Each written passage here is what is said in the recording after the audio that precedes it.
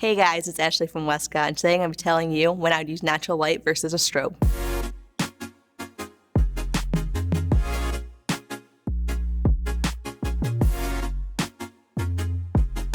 So before I get started today, I just remind everybody to hit that subscribe button and turn on notifications. That way you can be the first to see our videos. When shooting outdoor portraits, one of the most argued questions in photography is whether to use natural light or off-camera flash. While there's no right or wrong answer to this question, since it depends on your personal preference and scenario, it's really important you know how to control each. And as photographers, we really need to know when is the right time to use both and how to control it. Natural lighting can be great when you're just starting off, since it's the cheapest and the most accessible form of lighting. But professional photographers can also use it from time to time. One of the biggest advantages with shooting with natural light is you don't have to pack a lot of gear. Oftentimes when I'm planning on shooting natural light photos, I just bring my camera gear and a reflector and a diffusion panel. So just with bringing these two tools, I can actually control and modify my lighting. With the reflector, I can actually bounce in the sunlight, creating a two-light look, either creating a main light or a fill light. I also like to bring a diffusion panel with me. This way, if I have harsh sun coming from above, I can place the diffusion panel right above my subject and get nice soft shadows. But lastly, one of the biggest advantages in my opinion is since the lighting is going everywhere, you have the freedom to move around and change your composition. You can even quickly change locations. While there's a lot of great things about natural light photography, and when used right can create some stunning photos, there's also a lot of disadvantages you have to keep in mind. One of the things you have to keep in mind when using natural lighting is that lighting conditions are constantly changing. If you're not paying attention and the lighting changes, you can either under or overexpose an entire portion of your shoot. But for me, one of the biggest obstacles when working with natural light is the fact you actually have no control over your lighting conditions. Things like cloud coverage and time of day are what actually is controlling your lighting. So as I was shooting, I noticed my subject's face was looking a little bit underexposed, so I wanted to bring out my reflector to bounce some light back into her face. This gives me almost a two-light look, the first light being the sun, which is backlighting her hair, and the second one's the reflector, which is lighting up her face. I was using a 2-in-1 silver white reflector here, and I wanted to use the silver side because there's a very overcast day and I wanted to get the maximum output of the sun reflecting on her face.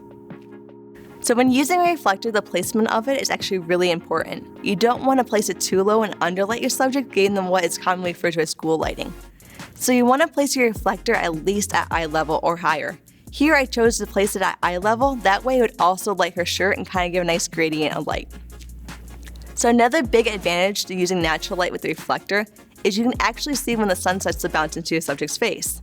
You just want to make sure to warn your subject not to look directly into the reflector since it can be very bright.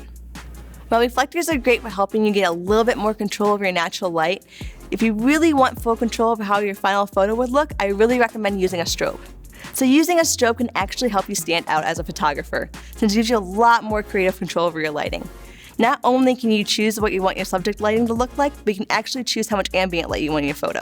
Unlike with natural lighting, when shooting with strobes, you're not fully dependent on things like cloud coverage and time of day. You can actually shoot very consistent looking photos almost anywhere, anytime. And finally, one of the major advantages using strobe over natural light is you get really clean lighting out of a strobe. So while shooting with natural light, I actually noticed we were getting a lot of color bounce from the grass, making it so that the shadows in their shirt were turning green. When I switched to using a strobe, I was actually able to eliminate that green color bounce in the shadows by overpowering the sun. For this photo, I actually placed my FJ400 in a relatively similar position I had my reflector. I wanted it facing towards my subject in the same direction she was facing, and wanted the sun backlighting her just to get a little bit of highlight in her hair. So for the shoot, portability was a key factor for me. So I wanted to modify my FJ400 with an Octa S, which is a great modifier for travel since it folds up small while still producing a softer light. I brought my light in as close to my subject as possible without it being in the frame, and I then feathered it up just a little bit to avoid that spotlight look, but knowing I still wanted a little bit of gradient in the foreground. Next, I wanted to use high-speed sync to determine exactly how dark I wanted the sky. This allows me to add some depth and dimension to the clouds and also allows it to pop off the background.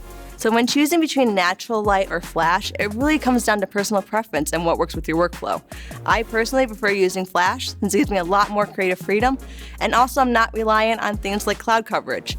A lot of times when shooting for the shoot, I was waiting for the sun to come out to use the reflector. For a strobe, I was ready to go. So whether you're shooting natural light or strobe, it really comes down to knowing how to control and modify your lighting.